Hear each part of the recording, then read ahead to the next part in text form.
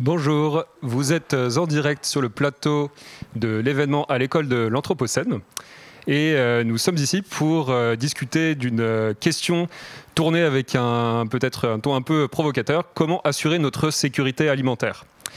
On est en ville, en plein milieu de Lyon. On vient d'aller manger, on ne se doute absolument pas du fait qu'il y aurait des problèmes d'insécurité alimentaire. Et pourtant, quand on regarde dans le futur, il y a quelques menaces qui planent sur l'organisation de notre système alimentaire, comme on va définir ce que c'est, et qui font que les collectivités aujourd'hui s'intéressent à la question de la sécurité alimentaire. Donc je suis justement en présence d'un universitaire, on va dire, Félix Lallemand, qui est ici, et docteur en écologie végétale, avec qui j'ai cofondé l'association Les Greniers d'Abondance. Et il décrira plus en détail ce qu'il fait, avec monsieur Jérémy Camus, qui est vice-président de la métropole de Lyon et qui est à la délégation agriculture, alimentation et résilience du territoire, et monsieur Gauthier Chapuis, qui est conseiller délégué de la ville de Lyon à l'alimentation locale et à la sécurité alimentaire. Donc on voit que dans son titre, il y a déjà cette question de sécurité alimentaire. Peut-être pour commencer à introduire un peu ce sujet justement qui explique les raisons pour lesquelles on s'intéresse à notre sécurité alimentaire. Est-ce que Félix, tu peux décrire un peu ton parcours, ce qu'on fait dans l'association Les Greniers d'Abondance et en fait pourquoi tout simplement s'intéresser à cette question de sécurité alimentaire? Ouais. Alors, de mon côté, j'ai un parcours plutôt en sciences fondamentales. J'ai fait donc une thèse en écologie végétale au Muséum national d'histoire naturelle à Paris, et donc au cours de laquelle je m'intéressais aux interactions entre les plantes et les champignons, mais vraiment dans de la recherche expérimentale, sans application à l'agronomie ou quoi que ce soit. Et à l'issue de ma thèse, donc j'ai fondé l'association Les Greniers d'Abondance avec Arthur. Et l'idée derrière cette association, c'était de rassembler les personnes qui se souciaient de ces questions de résilience, de sécurité alimentaire. On va définir un petit peu les termes après. Parce que, évidemment, on se posait pas mal de questions vis-à-vis de tout ça. En regard des grands bouleversements écologiques, sociaux qui aujourd'hui touchent nos sociétés. Et donc on se demandait qu'est-ce qu'on pouvait faire à notre modeste échelle pour essayer de contribuer un petit peu au débat collectif à avoir sur ces questions-là et essayer d'apporter quelques billes sur les pistes à envisager pour y répondre. Et donc on a entrepris cette démarche-là, et on a donc notamment trois grands axes au sein de l'association. D'une part, on mène des activités donc plutôt de l'ordre de la recherche, où on va faire la synthèse de certains travaux de la littérature sur le sujet, et plutôt des choses aussi de l'ordre de la recherche-action, où on va essayer de voir concrètement qu'est-ce qui se fait aujourd'hui en France ou ailleurs en lien avec ces thématiques, et qui nous semblent être des choses intéressantes à promouvoir et à diffuser. Donc dans ce cadre-là, on a notamment donc un programme de recherche financé par l'ADEME et l'Université de Lyon, qui s'appelle ORSAT, Organiser la résilience des systèmes alimentaires territoriaux, qu'on mène en partenariat donc avec plusieurs laboratoires de recherche et avec l'agglomération d'Angoulême, pour justement essayer de comprendre un petit peu concrètement ce que peuvent faire les territoires pour agir sur ces questions de résilience alimentaire. Donc ensuite, à côté de cet axe de recherche, on s'intéresse également à tout ce qui relève de la sensibilisation et de la formation à ces enjeux-là, soit auprès du grand public, mais aussi auprès des élus, des services techniques, des acteurs du monde agricole et alimentaire de manière générale. Donc on fait des conférences, on intervient lors de divers événements. Et puis, dernier axe, c'est tout ce qui est plus de l'ordre de l'opérationnel, de l'accompagnement, principalement des collectivités territoriales, mais pas seulement ces acteurs-là, sur la mise en œuvre concrète de stratégies de résilience alimentaire. Et pour cela, un des moyens d'action qu'on aime bien, c'est la mise à disposition d'outils pratiques pour justement essayer d'apporter quelques clés méthodologiques ou quelques chiffrages sur les actions, sur les états des lieux, pour permettre d'avancer sur ces sujets-là. Donc voilà un petit peu pour le panorama de l'association. Aujourd'hui, il y a une petite centaine de membres dans l'asso.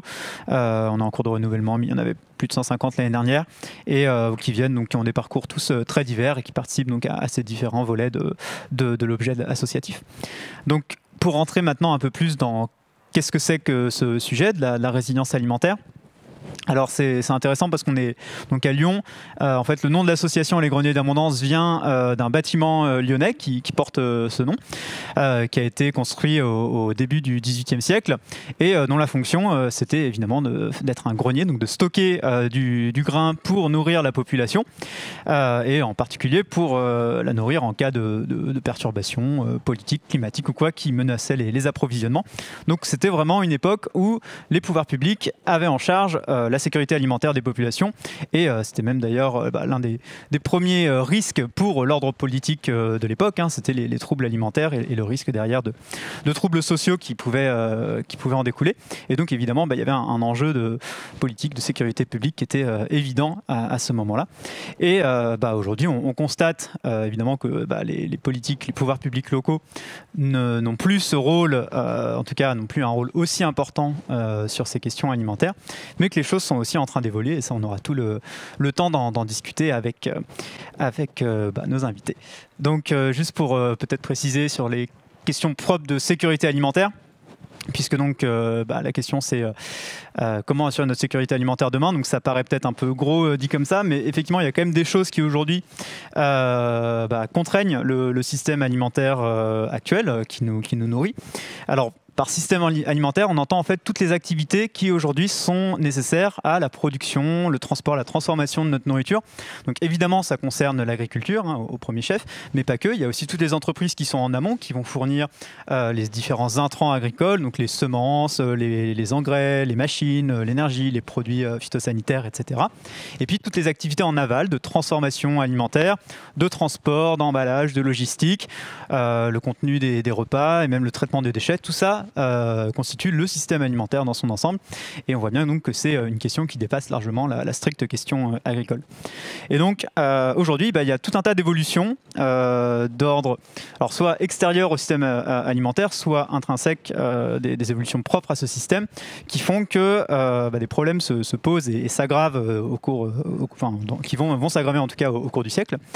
Donc les premiers peut-être qui viennent en tête sont les grands enjeux écologiques que sont le changement climatique, l'effondrement de la biodiversité, l'épuisement des ressources, notamment les ressources énergétiques, qui sont des menaces qui très concrètement vont impacter par exemple les rendements agricoles. Si on prend le changement climatique, on s'attend dans un scénario moyen d'évolution des températures où en gros on ne fait pas grand-chose pour s'occuper du problème, que les niveaux de sécheresse d'ici 30 ans seront équivalents aux pires sécheresses qu'on ait connues ces 20 dernières années. Donc on sera vraiment sur des niveaux moyens extrêmement défavorables à la production agricole et sur des situations de crise qui pourront se révéler catastrophiques pour les rendements d'une bonne partie du territoire français. Donc évidemment se posent des questions ici très concrètes en produisant, confrontés à ces catastrophes de type climatique, d'origine climatique, comment derrière on organise le reste du système alimentaire pour garantir un approvisionnement équilibré à la fois sur notre territoire et sur les territoires qui dépendent de nos productions. La question énergétique est cruciale puisqu'aujourd'hui le pétrole c'est le sang de notre société et en particulier du système alimentaire puisqu'il y a environ 30 000 camions qui chaque jour traversent la France pour amener les marchandises alimentaires dans les usines de transformation ou derrière dans les supermarchés ou même pour permettre aux personnes elles-mêmes d'aller acheter leur nourriture. Aujourd'hui on est extrêmement dépendant des voitures individuelles pour ce faire et on sait que le pétrole étant une énergie fossile, les problématiques d'épuisement sont très actuelles.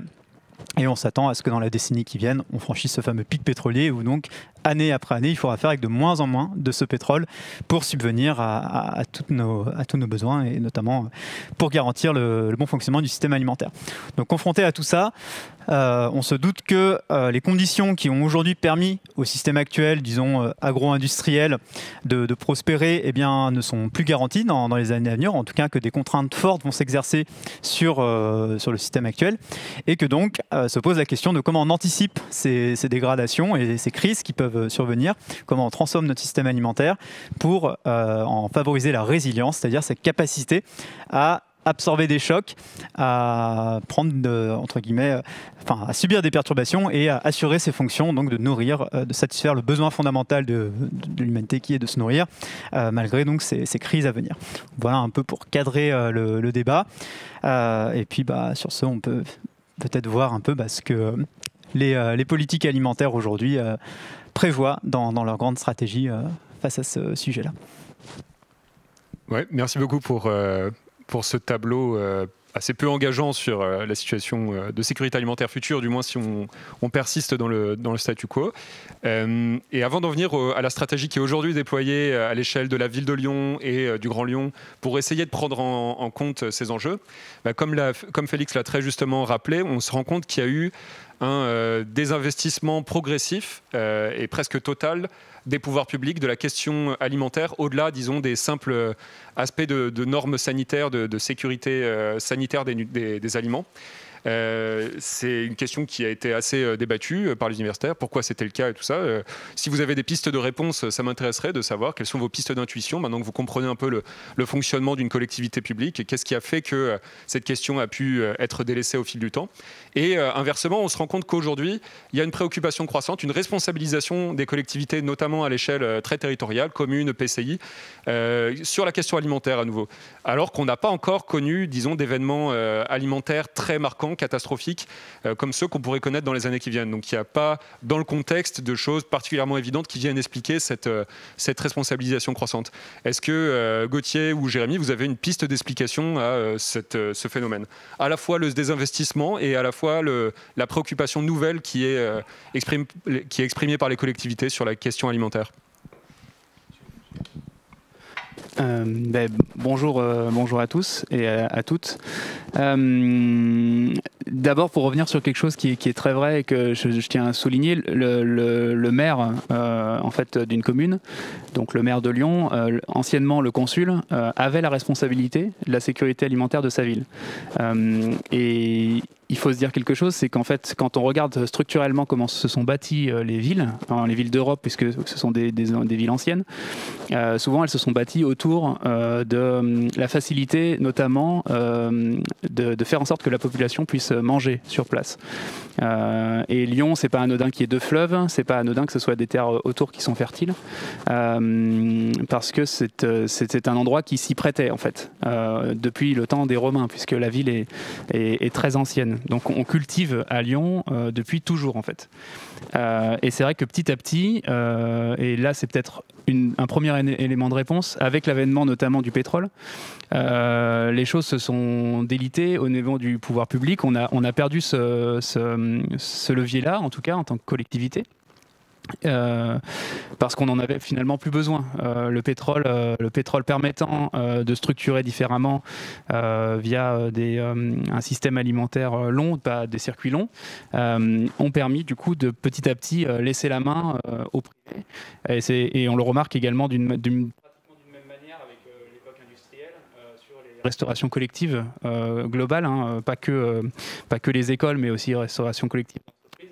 Petit à petit, qui était dans l'entreprise, s'est privatisé et est devenu en fait un modèle économique en soi. Donc c'est peut-être un premier élément de réponse, c'est notre rapport aux énergies fossiles qui a facilité et structuré différemment les modèles alimentaires et qui du coup est venu se retirer du pouvoir public en tant que tel. Petit changement de micro. Très bien, je prends un micro bleu. Donc ça, c'est peut-être un premier élément de réponse. Et du coup, de fait, on a abandonné des bâtiments comme les greniers de l'abondance, qui est actuellement la DRAF sur les quais de Saône, ou les subsistances qui a eu un passé aussi agricole, etc. Et aujourd'hui, il faut se dire que sur Lyon, dans la ville de Lyon, intramuros, il nous reste un paysan pour une ville de 500 000 habitants. Autant dire rien, plus rien du tout.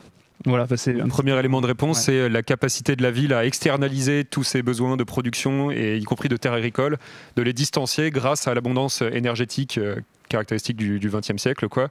Complètement. Et alors cette abondance, on voit bien qu'elle va se terminer, mais elle n'est pas terminée. Qu'est-ce qui explique qu'aujourd'hui on se préoccupe à nouveau du fait alimentaire à l'échelle des pouvoirs publics, alors qu'on est, on pourrait dire, quelque part au bord du précipice du point de vue énergétique, climatique et tout ça, mais on n'y est pas encore. Donc est-ce que c'est simplement qu'on arrive pour une fois à voir un peu plus loin, ou est-ce qu'il y a d'autres raisons qui peuvent expliquer ça, électorales ou une montée en conscience dans la population Bonjour à toutes et à tous, et puis merci déjà à l'École urbaine de Lyon de nous accueillir sur ce plateau. Je suis très heureux de partager la table ronde avec mon collègue Gauthier et puis les Greniers d'Abondance pour deux raisons. Gauthier, sur la même délégation que moi à la ville, on travaille déjà de façon assez régulière ensemble pour arriver à avoir des démarches cohérentes et mutualiser un maximum d'actions. Et puis Greniers d'Abondance, pourquoi ? Parce que quand on a été amené à écrire la feuille de route opérationnelle de la métropole de Lyon, et de Lyon, je pense. On s'est beaucoup inspiré du travail que vous avez pu réaliser. Donc très heureux aujourd'hui de participer à cette table ronde. Pour répondre à ta question, Arthur, déjà, il faut se dire que jusqu'à présent, il n'y avait pas de délégation spécifique à ces enjeux-là. C'est-à-dire qu'à la métropole de Lyon comme à Lyon, Gauthier est le premier conseiller délégué à ce sujet à la ville de Lyon. Et moi, je suis le premier vice-président sur la question alimentaire à la ville de Lyon. Avant, c'était dans des portefeuilles beaucoup plus larges et donc pas forcément une attention particulière à cet enjeu-là. Donc certes, il y a une prise de considération de cet enjeu-là, mais il est très récent. Il date de juillet dernier. Ensuite, pourquoi il y a eu une envie de travailler plus spécifiquement sur ces enjeux ?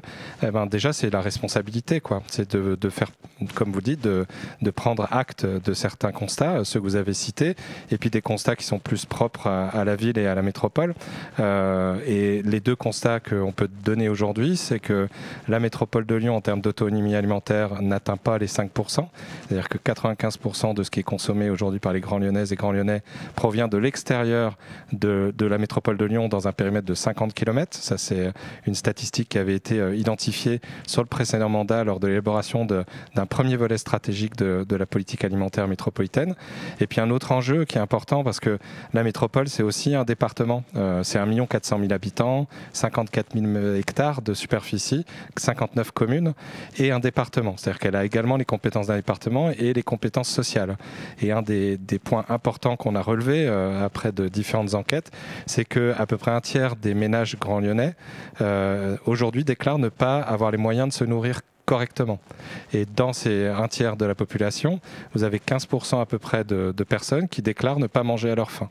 Donc au sein même d'une métropole, aussi attractive et belle soit-elle, il y a des gens aujourd'hui qui ne savent pas s'alimenter, qui ne peuvent pas s'alimenter. Et donc là, il y avait une grande responsabilité aussi de la métropole de prendre en charge cet enjeu-là comme un enjeu social fort pour ces 6 prochaines années. Après, en termes de prospective, on peut se mettre devant des scénarios qui sont peut-être plus lointains, qui ne sont pas tout de suite impactants pour le quotidien de chacun. N'empêche que la crise sanitaire, juste avant les élections, a révélé quand même un certain nombre de constats, et en l'occurrence des constats de difficulté d'approvisionnement en période de crise et de choc majeur.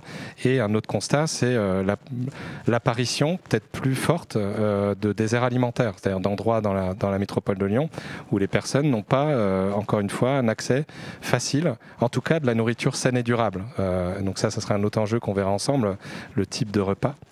Et puis le dernier enjeu, en fait, c'est un enjeu plus économique, au sens où on estime que le secteur agricole, alimentaire est pourvoyeur d'emplois locaux, pourvoyeur d'emplois locaux non délocalisables. Et donc il y avait aussi un enjeu sur la dimension économique et surtout de pourvoyeur d'emplois. Et basiquement, sur cet enjeu-là, la métropole peut agir aussi à travers sa propre commande publique. Typiquement, la métropole aujourd'hui, c'est 80 collèges à gérer quotidiennement, c'est 24 000 repas à servir quotidiennement. Et si on pouvait augmenter de façon considérable la part d'approvisionnement local dans les assiettes de nos collégiens, ça permettrait d'avoir un effet de levier, en tous les cas, sur la production locale et potentiellement sur l'emploi. On verra tout à l'heure que c'est pas si simple et on verra qu'il y a beaucoup d'actions à mettre en place avant d'arriver à ça, mais il faut enclencher les choses. Pour information, je disais tout à l'heure, c'est une des premières délégations autour de l'alimentation, dédiée à l'alimentation. Lundi dernier, en conseil métropolitain, on a voté un plan d'investissement sur les 6 prochaines années. Et ce plan d'investissement, il va être à hauteur à peu près de 3,6 milliards d'euros. Sur ces 3,6 milliards d'euros, on a une part pour l'agriculture, mais qui est relativement dérisoire, puisqu'elle va toucher à peu près 10 millions d'euros sur le mandat. Donc 10 millions sur 3,6 milliards, ça paraît pas grand-chose, en sachant qu'il faut relativiser aussi cette part-là, c'est de l'investissement, en sachant que la plus grosse part des investissements, ça reste l'urbanisme, les équipements, les transports, etc. N'empêche que cette mandature a décidé de quadrupler ce budget. C'est-à-dire, vous imaginez donc du coup le budget qui était consacré consacré à cet enjeu-là sur les précédents mandats. Donc on quadruple le budget consacré à l'agriculture et à l'alimentation en termes d'investissement. Et on renforce aussi les équipes au sein de la métropole pour adresser ce sujet et de pouvoir porter un maximum de projets sur ce mandat. Donc voilà, c'est un peu les lignes directrices. Donc c'est pas attendre d'être dans le mur justement, de bien prendre en compte tous les constats et encore une fois les constats qui sont adressés dans votre rapport nous permettent au moins de les communiquer plus facilement à des tiers qui seraient moins sensibles à ces enjeux-là. Et voilà. Merci beaucoup. Donc peut-être avant de décrire un peu globalement les grands axes stratégiques du PATLI, du projet alimentaire du territoire lyonnais, peut-être que pour que les auditeurs comprennent bien, on peut comparer les deux échelles. Donc Gauthier, toi tu es conseiller délégué à la ville de Lyon, donc ville de Lyon c'est 400 000 habitants, il me semble 500 000, avec donc une ferme, très peu de territoire agricole, voire quasiment pas. Quelles sont les prérogatives d'une ville? Qu'est-ce qu'elle peut faire concrètement pour agir sur la question alimentaire, vu que dans ton titre il y a sécurité alimentaire? Oui, tout à fait. C'est d'ailleurs très intéressant de le voir sur les compétences différentes des collectivités et de voir comment ces compétences-là vis-à-vis du système alimentaire peuvent agir en fait. Quels sont nos leviers sur une ville. Dans le système alimentaire, au niveau de la ville de Lyon, effectivement, en fait, on est un bassin de mangeurs. On est une ville qui mange au centre d'un territoire beaucoup plus vaste. Et du coup, dans le système alimentaire, notre levier principal, c'est ça. C'est la consommation de nourriture. J'avais fait un rapide calcul, mais d'estimation, il y a à peu près 1 kilo de nourriture par personne et par jour. Donc on est à peu près plus de 500 000 kilos par jour de nourriture qui doivent arriver dans la ville de Lyon pour nourrir tous les habitants. Donc les chiffres sont juste énormes. Et à ce niveau-là, la collectivité a des moyens, des leviers d'accès, d'axes d'action. Le premier, c'est la restauration collective. Jérémy parlait des collèges. Nous, au niveau des compétences, c'est les écoles et les crèches et les résidences seniors. Rien que sur les écoles, on a à peu près, on va dire 30 000 repas par jour de servis. Finalement, ça représente au final, mis bout à bout, pas grand-chose, mais c'est quand même un levier que l'on peut actionner. Pas grand-chose par rapport à la totalité de ce qui est consommé quotidiennement par la population lyonnaise. Ouais. Malgré tout, c'est un axe fort parce que ça nous permet déjà de l'actionner, puisqu'on l'a concrètement dans les mains. Et en plus de ça, ça permet de potentiellement faire levier d'entraînement si on s'y met avec la métropole, si on s'y met avec d'autres villes comme Villeurbanne juste à côté. En fait, ça commence à faire du poids. Et si on renoue le lien avec la campagne et la production, ça permet quand même de potentiellement réfléchir à restructurer des filières. Donc là-dessus, nous, on a un enjeu qui est très très haut au niveau des cantines. C'est d'arriver à 100% bio, 50% local à la fin du mandat. Et quand on dit 50% local, c'est dans un rayon de 50 km autour de Lyon. C'est-à-dire dans le périmètre du projet alimentaire du territoire lyonnais. Tout à fait. Et en fait, quand on dit ça aux acteurs de l'agriculture, aux actrices de l'agriculture autour de la table, généralement ils tombent de leur chaise parce que l'enjeu en 6 ans est quand même très très grand. Même si on a une chance assez fabuleuse à Lyon, il faut se le dire, d'avoir un territoire qui est encore très agricole en fait. On a beaucoup de production autour de la ville, autour de la métropole pour 1,4 million qui pourrait quand même servir bien cette ville. Malgré tout, c'est un enjeu. Voilà. Et en plus de ça, on rajoute une offre végétarienne par jour et 2 repas végétariens par semaine. Donc là aussi, il va y avoir une question de filière au niveau des légumineux notamment et des protéines végétales. Bon. Ça, c'est intéressant. C'est peut-être un point que Félix, par exemple, tu peux expliciter un peu pourquoi en fait basculer vers des régimes plus végétariens. Parfois, il y a une incompréhension, alors que voilà, vous pourrez faire de l'élevage plus durable, aller vers de la production de viande de qualité. Souvent, ça nous est opposé. C'est souvent quelque chose qui n'est pas vu comme très souhaitable par la population. Qu'est-ce qui fait que c'est important, Félix? Est-ce que tu peux résumer en quelques mots juste cette nécessité d'aller vers des régimes plus végétaux? Ouais. En fait, tu voulais finir? Okay. Non, c'est simplement que ça correspond à faire une utilisation plus optimale de la ressource, et donc notamment dans une situation où on va y avoir des contraintes de plus en plus importantes sur les productions végétales, parce que changement climatique, épuisement des ressources qui nous permettent de fabriquer les engrais, qui nous permettent d'avoir tout un tas de produits aussi phytosanitaires à notre disposition. On s'attend à ce que les productions végétales, de manière générale, même dans un pays comme la France, décroissent. Et donc, on va se retrouver à devoir faire face à des arbitrages entre où est-ce qu'on alloue en fait ces productions qui sont finalement touchées par des perturbations, des croissances de ces productions-là, entre l'alimentation des humains et l'alimentation des animaux d'élevage.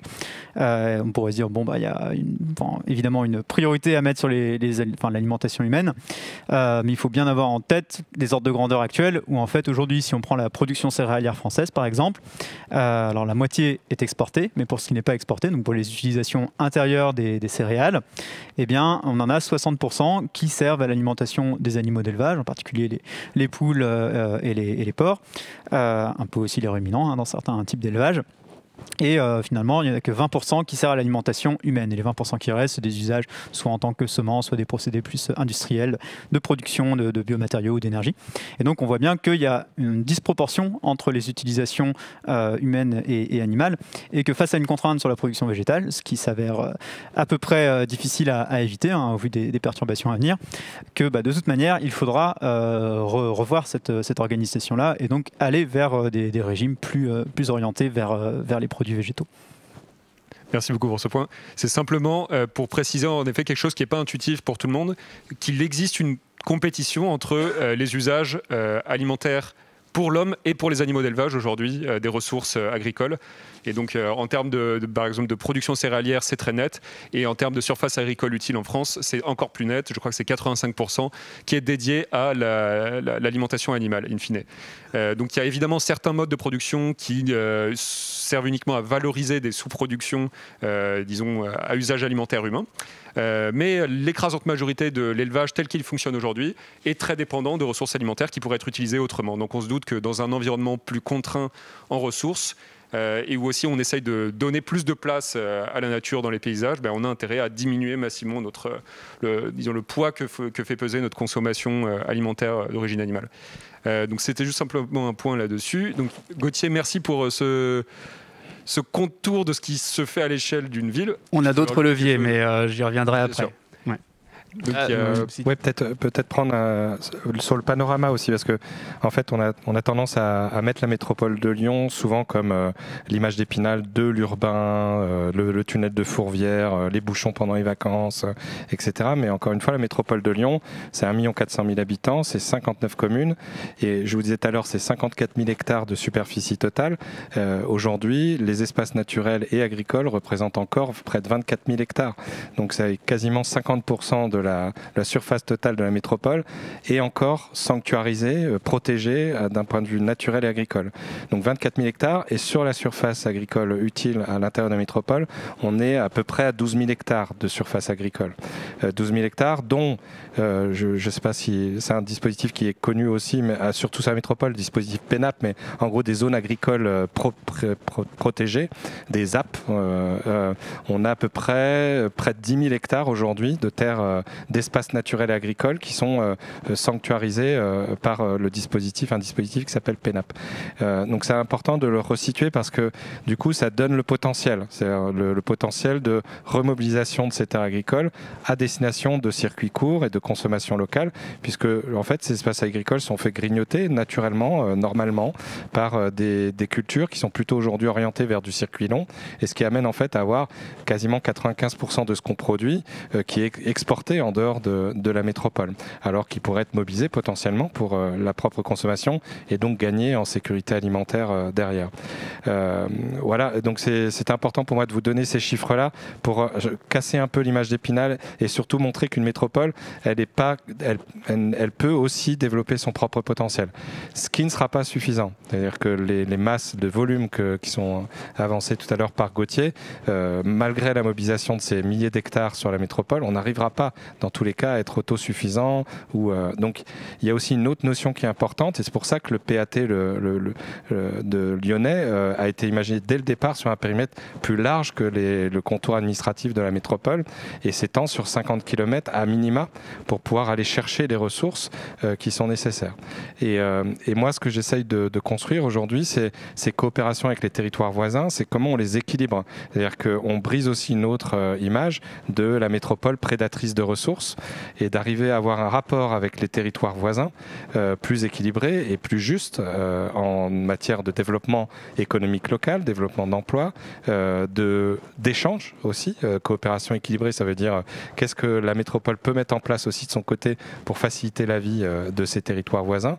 On a des axes autour de la mobilité, de la production d'énergie, etc. Donc on voit vite que en fait, la notion alimentaire, elle va nous amener à dépasser la notion simplement alimentaire. Et on part du bas de la pyramide de Maslow, en fait, mais on va assez vite aller grimper dans l'échelle de la pyramide de Maslow pour aller vers des enjeux qui donnent du sens à un territoire plus large, quoi. Voilà. Et alors, donc très intéressant, on voit qu'à l'échelle métropolitaine et encore plus à l'échelle du périmètre du PATLI, donc Lyon plus 50 km autour, qui a justement été fait pour englober des espaces agricoles suffisants pour nourrir en théorie les habitants qui se trouvent dans cette zone. On voit qu'il y a une bonne part de ce territoire qui est agricole et qui est encore utilisé à cette fin, mais on voit qu'on produit aussi beaucoup et qu'on exporte beaucoup, et qu'on pourrait finalement s'autosuffire, ou tout du moins dans une certaine mesure, si on relocalisait les flux de production. Donc quels sont les grands axes stratégique du projet alimentaire territorial lyonnais, si on souhaitait reboucler un peu plus intelligemment ces flux de matière, ces flux d'aliments? Alors, je vais donner deux exemples d'actions qu'on est en train de mettre en œuvre, et dont certaines qui ont déjà porté leurs fruits. Basiquement, c'est de commencer déjà avec les producteurs en circuit long, de voir comment les producteurs en circuit long peuvent ramener du circuit court dans leur production. Et en l'occurrence, développer des cultures d'assolement, typiquement pour des céréaliers, qui permettent en fait de répondre à une demande, et en l'occurrence sur les lentilles. On a lancé une filière lentilles auprès de producteurs en circuit long, qui permet dans leur propre production de les amener à changer leur vision de leurs débouchés, et de voir qu'il y a potentiellement des débouchés en circuit court sur des produits spécifiques. Donc là, on a produit, on va être l'objectif d'une 20aine de tonnes de lentilles dédiées à la restauration collective. Donc c'est plutôt des acheteurs publics derrière qui s'engagent à acheter les lentilles qui sont produites par des céréaliers qui habituellement exportent leur production céréalière, quoi. On bosse pas mal avec les Robins des Champs, en l'occurrence sur le sud lyonnais, sur cet enjeu-là. L'autre chose, c'est comment on remet des producteurs qui sont dans cette dynamique de circuit court. C'est-à-dire qu'on peut infléchir des modèles de circuit long vers des circuits courts, mais on peut aussi redonner du pouvoir foncier à des producteurs qui, eux, se décident de se remettre dans du circuit court. Et donc là, c'est plutôt une démarche qui va s'initier un peu à la racine, quoi. C'est qu'on voit apparaître dans des porteurs de projets qui tapent à la métropole en disant nous, on veut du foncier pour faire des surfaces de maraîchage, plutôt des petites surfaces généralement. Un certain nombre de ces porteurs de projets n'ont aucun patrimoine familial agricole, c'est-à-dire ils ne viennent pas de ce monde. Ils n'ont potentiellement pas la formation initiale, même parfois, pour se lancer dans ces projets. Donc comment on accompagne en fait ces acteurs qui souhaitent se reconvertir ou se former dans ces métiers avec cette vision circuit court. Et donc là, on est en train d'identifier sur la métropole la mise en place de lieux tests, d'espaces tests sur différents modes de production, du maraîchage, de l'élevage, de la céréale aussi, et de voir comment on peut les accompagner en leur donnant du foncier, de l'équipement, de l'ingénierie, de l'accompagnement, qui leur permettent de se tester pendant quelques années et se rendre compte potentiellement que ce métier est trop dur, qu'ils sont plantés complètement de l'image d'Épinal du maraîchage qu'on peut se faire, et de se lancer véritablement au bout de 3 ans. Et nous, de nous laisser le temps, parce qu'une des compétences d'une collectivité, c'est quand même d'aménager son foncier. Et donc, c'est de laisser le temps de ces 3 ans-là pour libérer du foncier à proximité des espaces tests, pour que ces personnes basculent d'un espace test vers une exploitation plus pérenne. Et l'autre enjeu, mais on y reviendra peut-être tout à l'heure, c'est la notion, le modèle de production qu'on veut mettre derrière, c'est-à-dire le modèle même d'organisation de la production. Et là, je parle de coopération, de coopératif en l'occurrence, mais peut-être qu'on en reparlera après. Je vais laisser la parole à Gauthier aussi. La transition en fait est toute trouvée parce que ces espaces tests où on met des personnes, ces personnes-là en fait d'où elles viennent. Et ce qu'il faut se dire, c'est qu'il y a 50% de la population agricole qui va partir là dans les 10 ans, donc qu'on va devoir remplacer au mieux pour maintenir l'état actuel des agriculteurs et des agricultrices. Voilà. Donc ces gens-là, en fait, ils viennent avant tout des villes. Et les paysans de demain sont à Lyon, si je peux le dire comme ça. Et donc, en plus de ça, avec la crise sanitaire, ça s'est accentué, mais on le sent bien qu'il y a une volonté de ce monde urbain de retourner à la terre. Et là, la commune, en tant que telle, a un rôle à jouer d'accompagnement pour ne pas faire en sorte que ces gens-là tombent dans un champ trop vite, entre guillemets, et se désillusionnent vis-à-vis de ces métiers agricoles.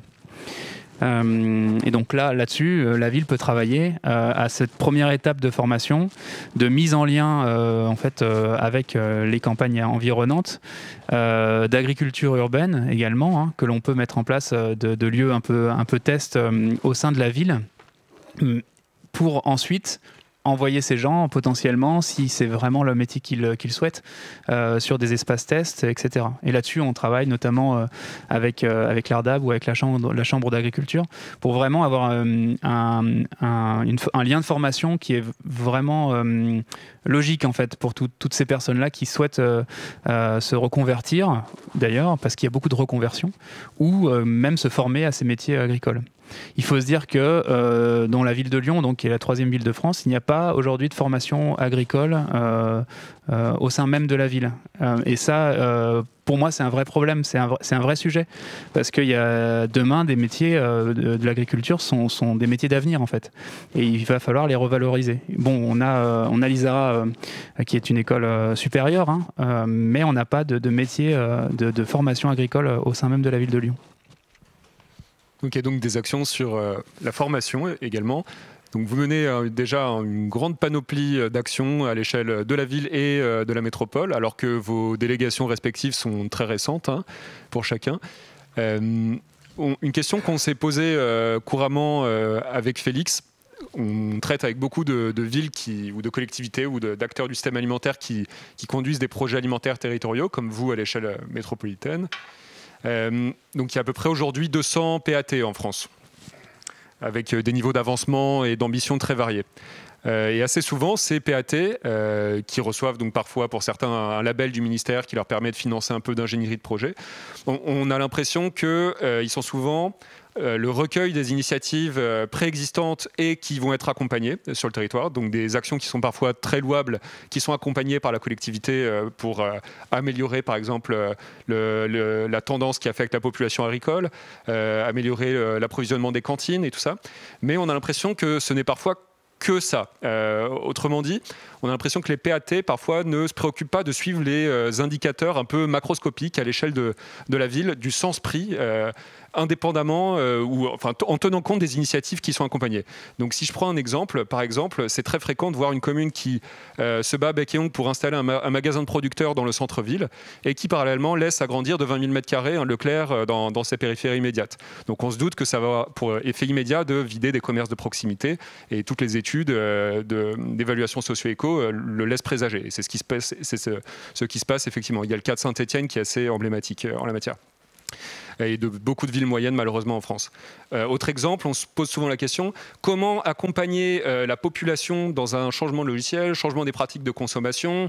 On se dit mais c'est les enfants qui vont faire que les parents vont consommer plus végétal, mieux et tout ça. Et puis parallèlement, donc c'est les villes qui ont en charge les règles d'affichage publicitaire. Et si on sort là dans la ville de Lyon, on verra des 3x4 qui nous proposent d'aller dans un fast-food, de manger sucré, de manger gras, de manger salé, alors qu'il y aurait écrit en dessous ne pas manger trop gras, trop sacré, trop sucré, trop salé. Bref, on voit qu'il y a des injonctions un peu contraires à chaque fois. Et on peut aussi bien sûr le voir pour tout ce qui concerne l'urbanisme, l'artificialisation des sols. Donc on peut dire ça c'est une zone vraiment à sanctuariser parce qu'elle a une bonne valeur agronomique ou naturelle. Et puis parallèlement, on ne regarde pas trop ce qui se passe, mais on continue. Donc certes on réduit les ambitions d'artificialisation par rapport au plan d'urbanisme précédent, mais qui était de toute façon tellement permissif que c'est pas sur cela qu'on doit prendre référence. Mais on continue à artificialiser alors qu'on sait bien qu'on est déjà bien au-delà de ce qui est souhaitable du point de vue de l'artificialisation. On est les champions d'Europe en France de taux d'espace artificialisé, y compris en surface commerciale par habitant, il me semble. Donc est-ce que vous ressentez ça dans la métropole de Lyon et si oui, comment expliquer? Est-ce que c'est, disons, des directions, des services qui ont des visions différentes des choses, des oppositions intestines à la ville de Lyon ou plus généralement dans les collectivités qui expliquent ça? En fait, c'est pas tant des oppositions que de l'absence de cohérence. En fait, c'est plutôt ça. Et pour tout dire, c'est ce que je disais à l'instant quand on tire sur le sujet de l'alimentation, on va commencer à élargir le scope et aller sur d'autres sujets.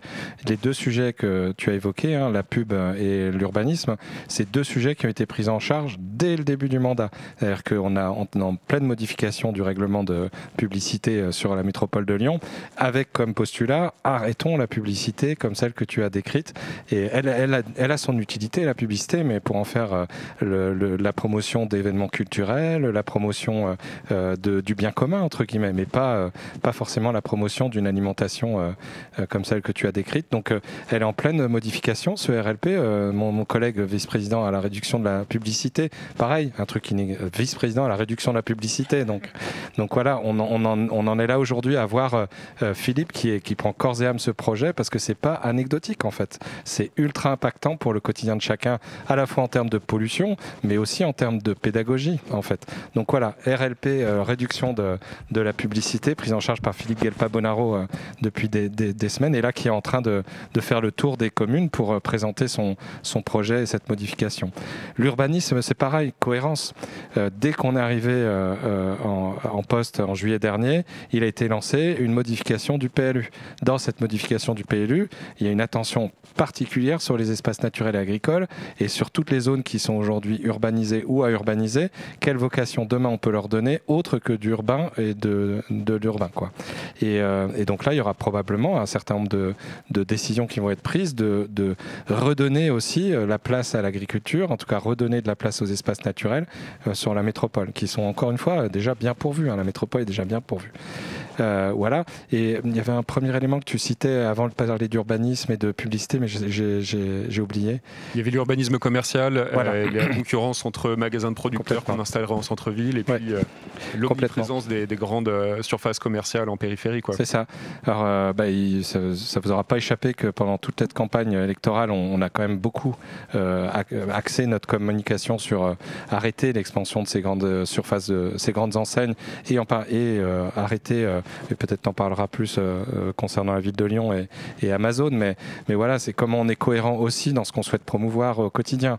Donc il y a un grand projet de redynamisation des bourgs-centres. Encore une fois, il n'y a pas que Lyon, il y a 58 autres communes dans la métropole qui parfois sont des toutes petites communes. La plus petite commune, c'est 1500 habitants sur la métropole. Donc voilà, et donc à chaque fois des besoins de services et des besoins de services de proximité et potentiellement des belles opportunités commerciales pour des producteurs ou des artisans locaux.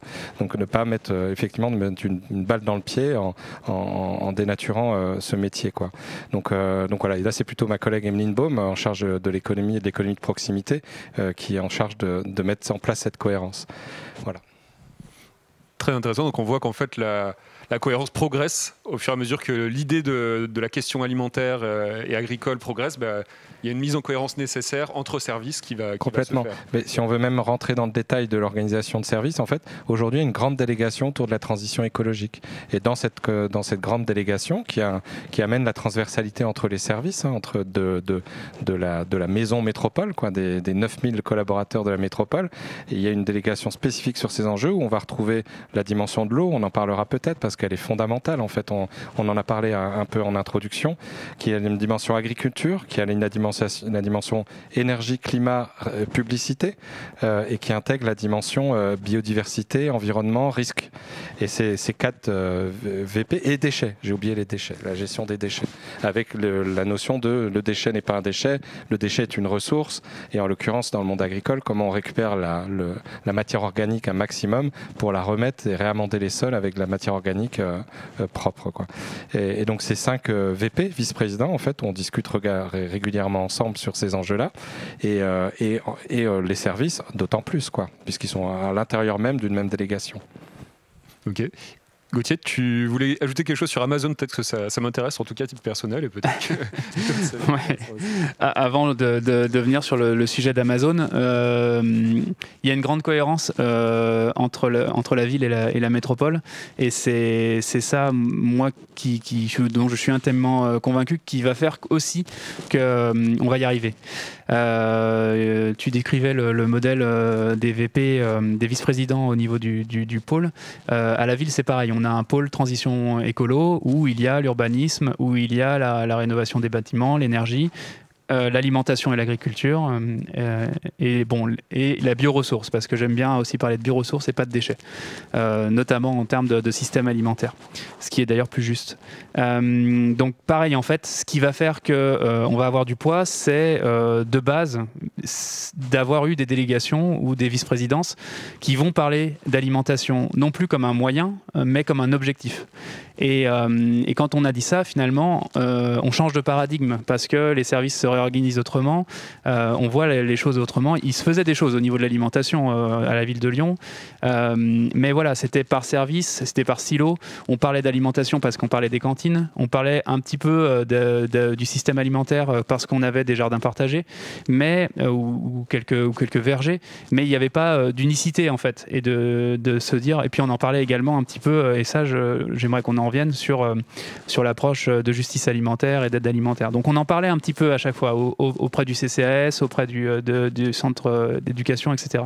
Mais il n'y avait pas de politique unie, en fait. Il n'y avait pas d'objectif commun, c'est-à-dire que l'alimentation ou le système alimentaire est un objectif en soi et non pas un moyen. Voilà. Et ça, je pense que ça va changer beaucoup de choses. D'autant plus qu'à la métropole, on a un miroir assez fabuleux, finalement, et les planètes sont relativement bien alignées. Sur Amazon, on est au-delà du territoire intramuros de la ville de Lyon. C'est pas pour ça que la ville de Lyon n'a pas son mot à dire. Et c'est pour ça que le maire, d'ailleurs, c'est Grégory Doucet, s'est prononcé sur le sujet. Je pense qu'on a, même si c'est peut-être que symbolique, des prises de position à avoir sur le monde futur que l'on veut.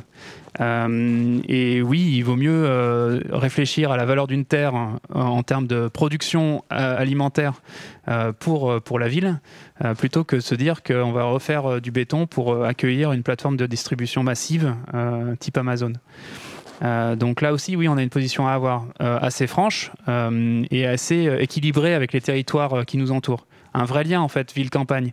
Parce que sans cette campagne-là, Lyon n'est rien. Et Lyon a aussi des choses à apporter à toute cette campagne-là. Donc il faut renouer ce lien-là, non pas de prédation, non pas d'être la ville qui mange aussi les terres agricoles parce qu'elle s'étend, mais en fait un lien de collaboration. Et ça, de commune à commune. On réfléchit à vraiment même jumeler des territoires agricoles avec des arrondissements de la ville de Lyon. Ça fait sens. Et ça peut vraiment renouer ce lien qui s'est rompu avec le temps. De fait, parce que de plus en plus les gens ont moins en moins de grands-parents agricoles dans l'agriculture. Ça, c'est assez marquant. Il y a de ça 50 ans, on avait tous dans les familles quelqu'un qui travaillait la terre. Et petit à petit, ça s'est délité. Et aujourd'hui, les familles lyonnaises ont peu ce lien, finalement. Il y a peu d'ancêtres directs qui sont encore travail de la terre.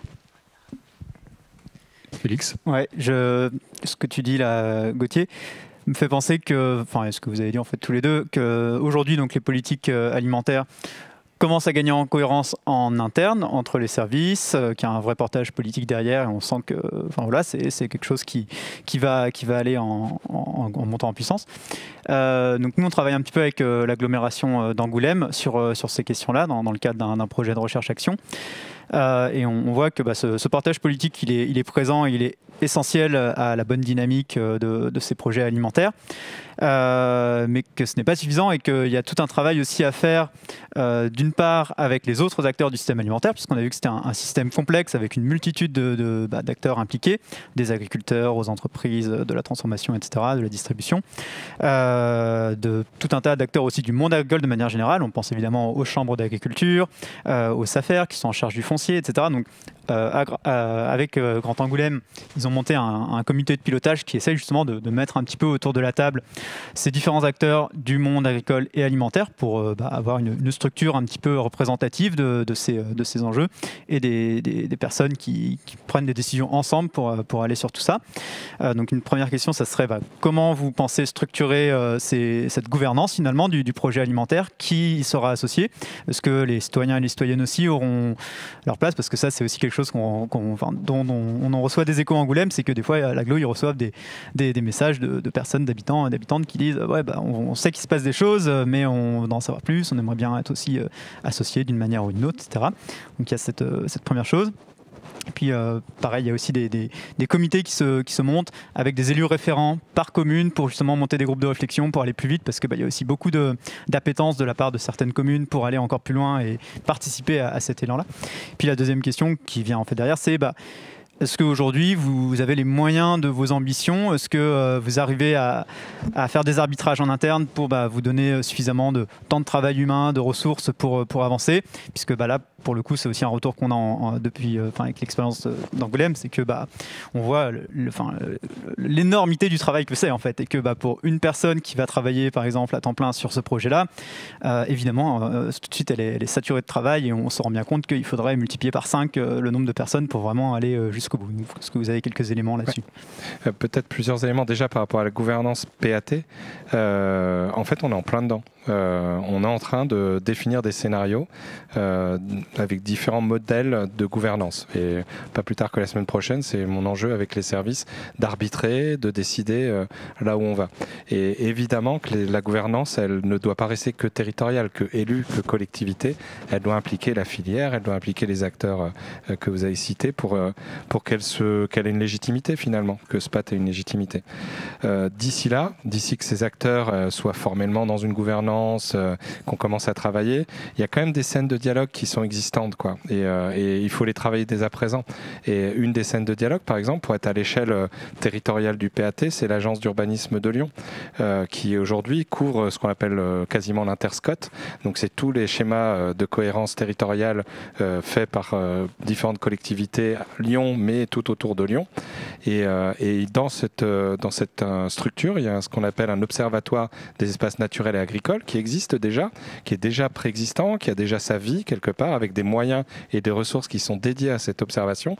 Et donc là, l'enjeu du politique, c'est de dire qu'est-ce qu'on lui donne comme élan à cet observatoire. Et ma commande aujourd'hui, c'est de dire on va vers ces enjeux de PAT et de résilience territoriale. Et c'est sur ces enjeux-là qu'aujourd'hui, on doit faire travailler les moyens existants. Donc il n'y a pas que à amener des nouveaux moyens, même s'ils sont très utiles. Et d'ailleurs, c'est dans les services de la métropole, qui étaient encore très sous-dotés, on a déjà doublé les effectifs. Là, on est en train de les doubler. Pour ceux qui sont intéressés, d'ailleurs, il y a 2 offres, une chargée de mission agriculture, chargée de mission alimentation, qui sont actuellement en ligne, quoi. Donc voilà, mais ça ne sera pas suffisant. On va être 4 à travailler sur ces enjeux, comme on disait tout à l'heure, à cette échelle-là. Ça paraît pas énorme. Mais après, il y a aussi d'autres enjeux. Contre combien de personnes à l'assainissement, par exemple, pour donner des ordres de grandeur? Non, mais même sans parler d'assainissement, globalement, c'est plus de 9000 collaborateurs. Donc, effectivement. Mais encore une fois, les comparaisons ne sont pas justes, parce que en fait, il y a des services qui nécessitent de la présence humaine, qui nécessitent de l'opérationnel et qui est fortement consommatrice de ressources.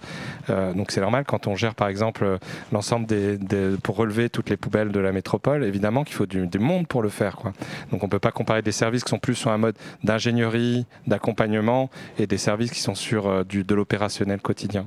Et déjà encore, il faut se satisfaire aussi des petites étapes qu'on franchit et de voir que en fait, on amène un cap, quoi, et on amène une dynamique, on va dire ça comme ça. Et puis après, encore une fois, moi je le dis souvent, les gens n'ont pas attendu la collectivité pour se mettre en mouvement, quoi. Les greniers d'abondance n'ont pas attendu la métropole pour réaliser ce que vous avez réalisé. Il y a des acteurs aujourd'hui dans la ville qui agissent pour la justice alimentaire, qui agissent pour la résilience alimentaire et qui sont bien souvent encore à l'échelle de l'expérimentation, du prototype, du premier jet. Et ben là, la collectivité, elle a un rôle aussi, c'est comment accompagner ces acteurs pour les faire changer d'échelle et les faire changer d'échelle aussi dans le cadre de la politique qu'on souhaite mener. Donc j'entendais aussi tout à l'heure dans ta remarque, Arthur, de dire souvent c'est un assemblage de compétences ou de projets. Moi, j'insiste sur le fait que la collectivité, elle doit être proactive dans la commande qu'elle passe. C'est-à-dire qu'elle doit amener ce cap dans lequel on va trouver des acteurs qui potentiellement peuvent s'insérer.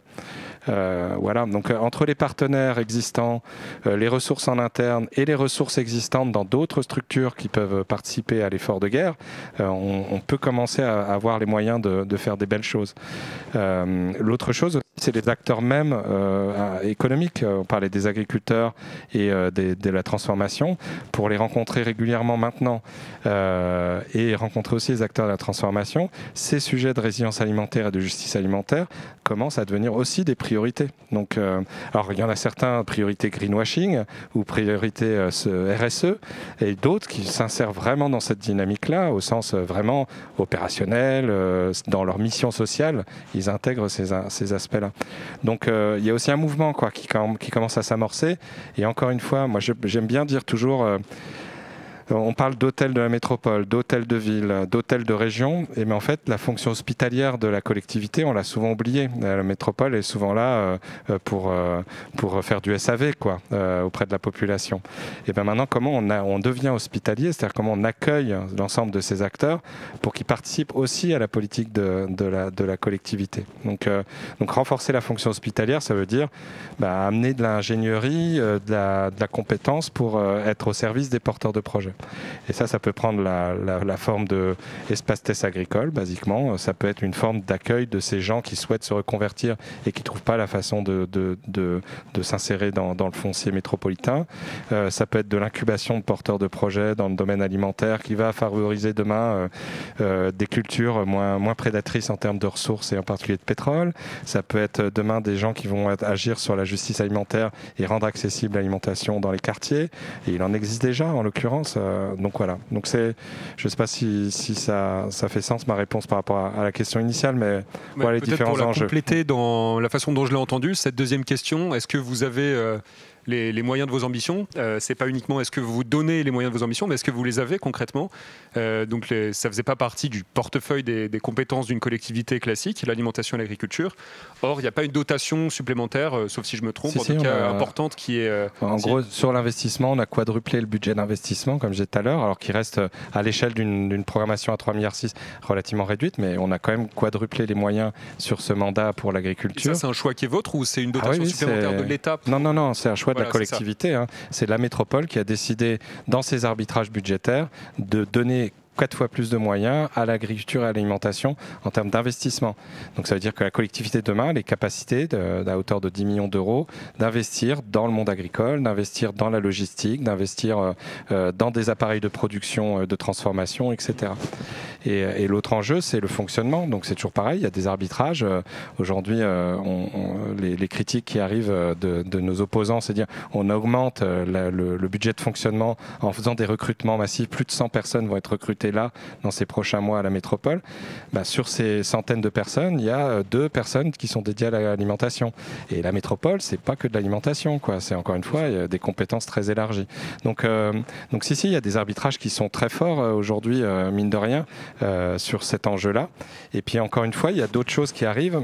C'est la prise en considération de ces enjeux alimentaires et de zéro artificialisation nette qui qui vont amener des moyens, normalement, en tout cas on l'espère, de l'État, qui arrive avec son plan de relance sur la dimension alimentaire, ce qui fait d'ailleurs un appel d'air en termes de PAT.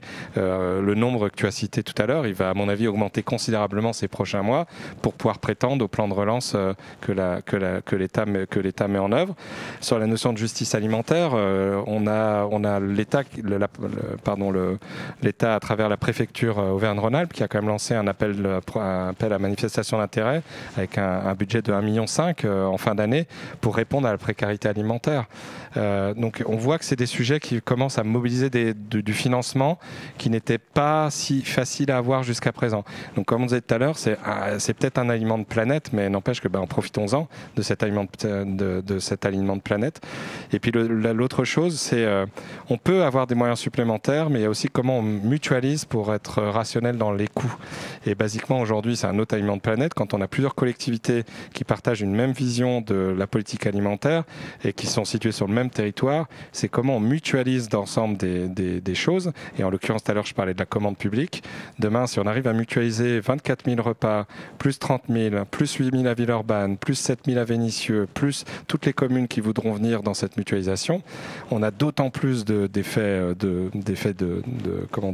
d'économie d'échelle et puis des effets de levier aussi sur le monde agricole, sur la production, sur la filière. Et on est d'autant plus crédible quand on va rencontrer des acteurs économiques en leur disant voilà, nous, nos besoins, c'est ça. C'est X tonnes de pommes de terre tous les mois. C'est X tonnes de produits transformés tous les mois. Et donc, ça, on devient crédible et légitime sur ces enjeux en mutualisant, encore une fois. À ce sujet, il y a un moyen de mutualiser très efficacement l'approvisionnement, la livraison, les inventaires de stock et tout ça, c'est bien sûr des marchés. Alors il y a les mines en France, c'est même une particularité en France. Est-ce que vous posez la question, j'ai cru comprendre que oui, vous posez la question d'un marché alimentaire d'intérêt local, donc un grossiste alimentaire, mais qui exercerait son influence sur une aire beaucoup plus petite, beaucoup plus locale que les actuels marchés d'intérêt national? Oui, on y réfléchit. En fait, la question, on va toujours vers le comment avant même d'avoir fixé les freins qu'on a autour. Moi, mon enjeu, là, aujourd'hui, c'est comment on fait de la commande publique efficacement tournée vers de la proximité. Et dans ça, il y a un enjeu de massifier les flux à un moment donné. Et un enjeu qui est important, et on l'a partagé encore récemment avec les acteurs du monde agricole, c'est les agriculteurs ne sont pas des logisticiens, quoi. On leur fait peser un poids énorme en termes de valeur ajoutée à aller faire de la livraison point à point à l'intérieur d'un monde urbain souvent loin, éloigné de leur production. On ne répond déjà pas à nos enjeux de limitation carbone, etc. Mais en plus, on leur fait prendre sur leur propre valeur ajoutée quelque chose dont c'est pas leur métier, quoi. Donc c'est vrai qu'il y a un outil là, je ne sais pas lequel, je ne sais pas si c'est une halle alimentaire, si c'est une centrale d'achat, si c'est un entrepôt massifiant les flux. En tous les cas, il va falloir le concevoir, mais le concevoir aussi en fonction des contraintes de la collectivité. Et les contraintes de la collectivité, c'est des marchés publics qui aujourd'hui ne sont pas pourvus en termes de priorisation au localisme. Au contraire, c'est libre concurrence. Et si vous intégrez une clause de localisme, votre marché est débouté. En fait, vous n'avez pas le droit, vous êtes hors la loi. Donc comment on intègre aussi cet aspect-là dans la structuration de notre commande d'achat demain. Donc ça, on y réfléchit en ce moment. Il y a une centrale d'achat qui est en cours de réalisation au sein de la métropole, qui permet de mutualiser des achats avec des collectivités à l'intérieur de la métropole. Et collectivités au sens large, pas que des communes, ça peut être d'autres types de collectivités. On a la notion demain de la ZFE aussi qui arrive, c'est la zone à faible émission, donc il va amener des contraintes fortes aux acteurs économiques sur l'accès au centre de Lyon. Et donc ça, c'est aussi à le prendre en compte pour pouvoir dire demain quels outils on met en face pour faciliter le travail de nos producteurs quand ils ont besoin de livrer leurs marchandises sur Lyon. Et donc là, il y a peut-être une opportunité aussi qui dépasse l'alimentaire, qui est plus les axes mobilité, qui sont aussi des compétences fortes de la métropole. Donc voilà, et encore une fois, tout ce que je vous dis là, c'est 6 mois de travail. Il y a 6 ans qui s'ouvrent à nous pour avancer sur ces sujets, et il y en a certains qui sont très complexes, ça c'est évident. Ouais. Peut-être un partenariat à trouver avec Amazon sur l'optimisation logistique, non ? Ouais. Avec Amazon ou la grande et moyenne surface. Non, mais pour ajouter un mot sur ça, Effectivement, en fait, vu qu'on arrive sur des nouvelles délégations et du coup le sujet est immense, là on est sur la qualification du besoin en fait. Concrètement, avant de rentrer dans le détail de qu'est-ce que serait une halle ou des plateformes logistiques, etc., il faut pouvoir identifier les besoins et les objectifs qu'on se met. Et aujourd'hui, la question, elle est ouverte, en fait. On y travaille. Et Jérémy le dit très justement, il va y avoir aussi un enjeu de mobilité et de dernier kilomètre, de logistique urbaine alimentaire avec la zone à faible émission. Donc tout ça, pour l'instant, est au stade de la qualification du besoin et on verra sur quoi ça découle. Mais en tout cas, un outil comme ça, on va dire, qui pourrait être levier de relocalisation, en fait, hein, et de maintien d'une certaine justice alimentaire également pour les producteurs et les productrices, hein. C'est parce qu'on parle souvent des consommateurs sur l'accessibilité alimentaire ou la justice alimentaire, mais l'alimentation, c'est aussi eux qui produisent et qu'il faut qu'ils vivent de leur métier. Donc voilà, un lieu comme ça, central, peu importe la forme qu'il prendrait, on y réfléchit et c'est bien normal. Et puis il faut se rappeler qu'il y avait un mine en fait à Lyon, ici, là où on est, il y avait un marché d'intérêt national qui n'existe plus et il existe aujourd'hui un marché de gros qui est basé à Corba, dans lequel les producteurs ont décidé d'investir aussi pour créer un carré des producteurs, un carreau des producteurs locaux. Et donc il y a aussi des outils qui peuvent être mis à disposition de cette stratégie-là. Donc à voir si ces outils peuvent y répondre avec la commande que nous on a à faire derrière. Mais voilà, encore une fois, souvent moi je dis que tout est là en fait. C'est juste comment on le massifie, comment on l'organise mieux pour que ça fonctionne dans les objectifs qu'on se donne, quoi. Ouais, tout à fait. Donc là où on est, c'est-à-dire tout à fait au sud de la presqu'île au niveau de la confluence. Et il y a encore les derniers vestiges du marché de gros en train d'être démoli et réaffecté à d'autres activités. Il y a un point important à l'échelle métro notamment qui donc recouvre les fonctions aussi du département, de l'échelle administrative départementale. Toute cette question de l'accès équitable à l'alimentation. Parce qu'on voit qu'en effet, l'alimentation aujourd'hui coûte en fait très peu cher, bien moins cher qu'elle n'a jamais coûté pour les ménages. Et cependant, vous dites qu'à l'échelle métropolitaine, il y a un tiers des familles qui ne peuvent pas se nourrir comme ils l'entendent. Qu'est-ce que peut faire concrètement la métro sur ce volet et Félix, ça pourrait être pas mal aussi peut-être de parler de sécurité sociale alimentaire, qui est quelque chose de très intéressant, qui est étudié, qui est proposé par certaines associations et structures à l'échelle nationale. Donc peut-être que tu peux présenter, Jérémy, les grands axes qui permettent à la métropole d'agir sur la question de l'accès à l'alimentation équitable. Ok. Bon, en fait, on a même chose. Alors, il y a deux piliers dans la feuille de route, la résilience du système alimentaire, de la fourche à la fourchette, de la graine à l'assiette, en agissant sur le foncier, etc. On pourrait y revenir d'ailleurs. Et puis, la deuxième pilier, c'est la justice alimentaire. C'est plutôt comment on rend plus accessible une alimentation saine et durable à la plupart de la population, une plus grande partie de la population existante. Sur ce deuxième volet de justice alimentaire, on parlait tout à l'heure de cohérence. Même chose, comment on met de la cohérence dans le travail des services. En l'occurrence, on hérite quelque part dans la fusion département de la compétence sociale. Aujourd'hui, il y a de l'action sociale qui existe, qui est très bonne, hein, d'ailleurs. Les maisons de la maison de métropole et des actions qui sont liées aussi à la précarité alimentaire. Donc il y a déjà des actions qui sont mises en œuvre. Mais il y a aussi des actions qui sont mises en œuvre dans le service économie, en valorisant par exemple les épiceries sociales et solidaires. Et puis il y a aussi des actions qui sont mises en œuvre côté alimentation, avec un AMI encore qu'on a lancé il y a quelques mois sur la précarité alimentaire. Et donc encore une fois, c'est comment on met de la cohérence dans ces différentes politiques et finalement comment on s'accorde sur une feuille de route commune entre le social, l'économie et l'agriculture par exemple. Et là, les actions qui sont imaginées, c'est encore une fois ce que je disais tout à l'heure, c'est d'identifier là où sont les déserts alimentaires.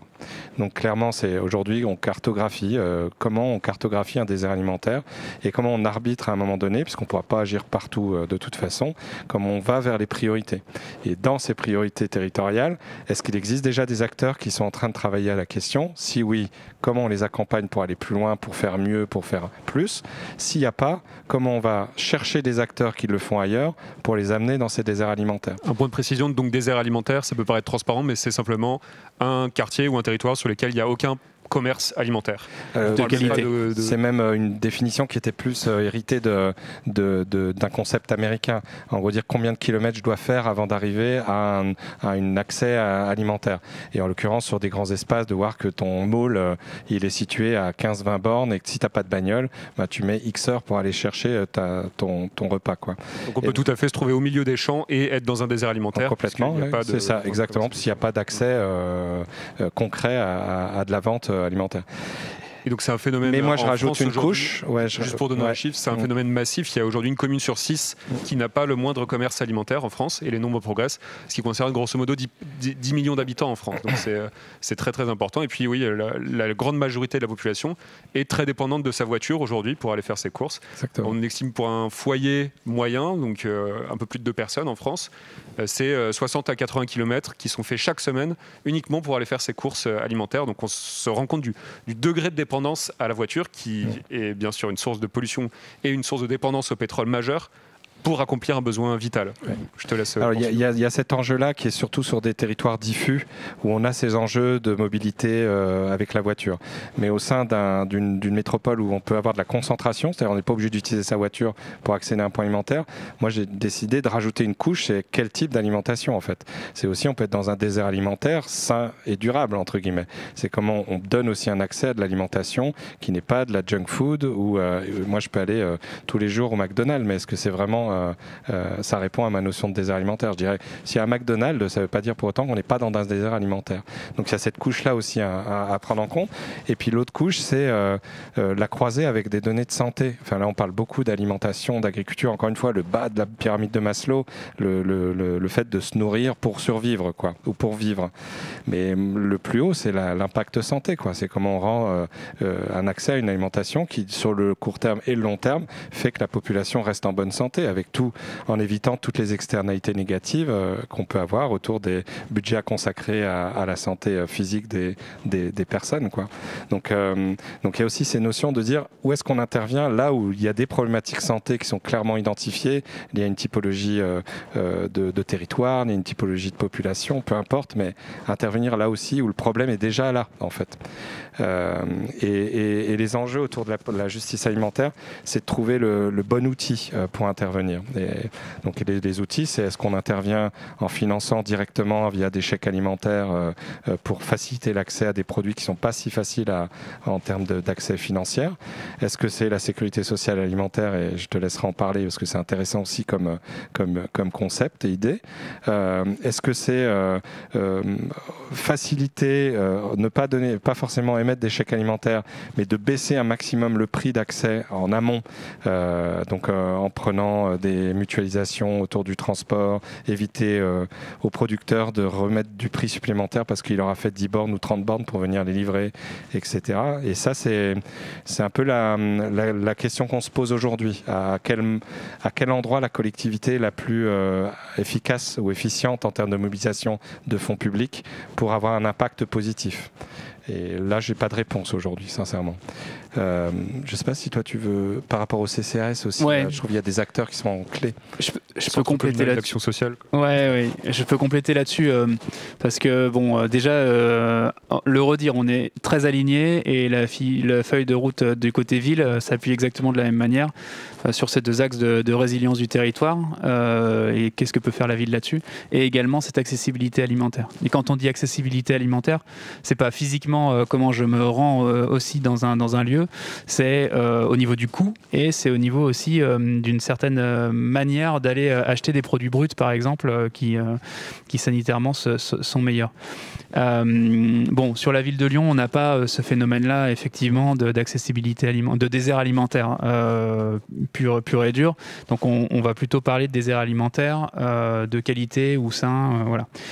Et là-dessus, nous, on peut aussi jouer en totale cohérence avec la métropole. On réfléchit à mettre en place via un outil de la monnaie locale, donc là une espèce de gonette qui est le nom de la monnaie locale, de gonette solidaire, qui serait redistribuée via le CCAS et certains publics qui ont accès notamment à des prix sur des épiceries sociales et solidaires, mais également qui pourrait être acheté via des producteurs sur les marchés alimentaires.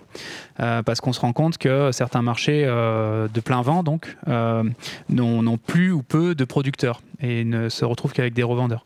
Donc c'est comment aussi on fait revenir des producteurs à ce niveau-là. Et cette monnaie-là pourrait avoir ce sens-là, à la fois sur un public du coup, on va dire en précarité ou en certaine détresse alimentaire, et à la fois également faire en sorte que des producteurs demain sur les marchés puissent l'accepter. Et du coup ça fait un cercle vertueux où on a à la fois une accessibilité à l'alimentaire de produits de qualité, on va dire, et à la fois des gens qui en offrent des produits à ce niveau-là plus bruts. Cette gonette serait aussi accessible dans des épiceries sociales et solidaires ou des magasins de type vrac, etc. Et on le voit bien, l'accessibilité alimentaire, ce n'est pas juste ces publics précaires. Là, on n'en a pas parlé, mais on a une crise absolument incroyable auprès des publics de la jeunesse, on a tous vu des vidéos de ces queues d'étudiants et d'étudiantes qui font la queue pour de l'aide alimentaire. C'est comment aussi on résout ce problème-là. L'accessibilité alimentaire, c'est aussi ça. Au-delà du désert alimentaire, c'est certains publics aujourd'hui qui sont complètement oubliés et qui ressurgissent face à la crise sanitaire. Du coup, ouais, je voulais juste rebondir justement là-dessus, sur le fait de aussi compter sur ceux qui agissent déjà, en fait. Et ceux qui agissent déjà dans ces domaines-là, tous les acteurs de l'aide alimentaire, qui soient comme je pense à Gaëlis sur le public étudiant, mais je pense à toutes les autres structures, banques alimentaires, secours populaires, qui sont déjà sur ces enjeux d'accessibilité. C'est comment on les aide à aller aussi dans leur approvisionnement vers de la production locale, ce qui n'est pas du tout évident aujourd'hui en termes de coûts et même de logistique. Quand aujourd'hui, il y a une structure à Lyon étudiante dont j'ai mangé le nom et ils m'en excuseront, qui aujourd'hui a un deal avec un maraîcher local pour se faire approvisionner en produits frais et locaux. Mais ils l'ont fait de leur propre chef, quoi, avec toutes les contraintes que ça implique derrière pour une toute petite structure. Donc aussi là, comment la collectivité, au même titre que tout à l'heure, on essaye d'organiser la commande publique vis-à-vis de nos collèges pour avoir une accessibilité à ces produits-là, et ben, peut-être qu'il y a encore une mutualisation à imaginer avec ces acteurs de l'aide alimentaire pour avoir un accès à ces produits locaux, quoi. Donc voilà, moi j'aime bien dire qu'il y a encore une fois que tout existe et qu'il faut encore une fois compter sur ces acteurs et voir là où la collectivité peut appuyer, peut aider, peut améliorer les choses, quoi. Donc voilà. Oui, je rajouterais là-dessus, c'est très vrai. C'est peut-être le collectif étudiant de solidarité, le CES. Ouais.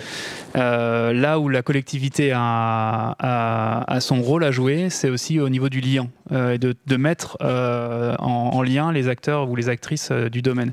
Et le CES, effectivement, on les a mis, nous, à la ville de Lyon, en contact avec VRAC, parce qu'ils étaient en manque, et c'est vrai que ce milieu-là de l'aide alimentaire est demandeur, mais n'a pas forcément accès à ces produits bruts. Et donc c'est aussi le rôle de la collectivité de pouvoir mettre en lien les acteurs et les actrices. Et c'est parfois appuyé en termes de crise. On est propriétaire de la métropole des Halles de Bourg. Oui, on a mis à disposition les Halles de Bourg à l'association Gaëlis pour qu'elle puisse faire ses distributions de colis alimentaires aux étudiants. C'est aussi intervenir financièrement. On appuie des acteurs de l'aide alimentaire ponctuellement en cas de crise, comme on l'a fait, ou plus régulièrement, comme on le fait. Donc voilà, il y a... Voilà. C'est super intéressant. Donc il y a plein d'actions déjà engagées sur le plan de l'accès à l'alimentation à l'échelle de la ville et de la métropole. Nous, on s'est beaucoup posé la question en créant l'association la question de savoir à qui on s'adressait concrètement, qui on voulait accompagner. Et puis naturellement, en France, on se tourne souvent vers l'État, parce que c'est là où se situe, là où on fait la loi, là où on définit les grands budgets qui donnent les grandes directions des activités économiques du territoire. Et puis on a choisi plutôt de s'adresser prioritairement aux collectivités territoriales, notamment dans le rapport qu'on a publié, parce qu'on avait l'intuition que les inerties étaient moindres. peut-être la représentativité de l'intérêt public, de l'intérêt général était meilleure à cette échelle que ce n'est aujourd'hui le cas à l'échelle de l'État. Donc pour cette seconde partie de l'exposé, peut-être que Félix, tu pourrais présenter la sécurité sociale alimentaire qui est un moyen d'agir à une échelle vraisemblablement plutôt nationale de façon très forte sur la sécurité alimentaire. Ça m'intéresserait d'avoir aussi, Gauthier et Jérémy, votre avis sur qu'est-ce qui pourrait être fait. Qu'est-ce qui vous donnerait en fait une marge de manœuvre supplémentaire en termes de loi ou en termes de budget quelles sont vos limitations à l'action sur la question alimentaire aujourd'hui en tant que collectivité? Qu'est-ce qui pourrait être fait à l'échelle nationale ou même supranationale qui aiderait vraiment beaucoup là-dessus? Peut-être on commence avec Félix sur la sécurité sociale alimentaire.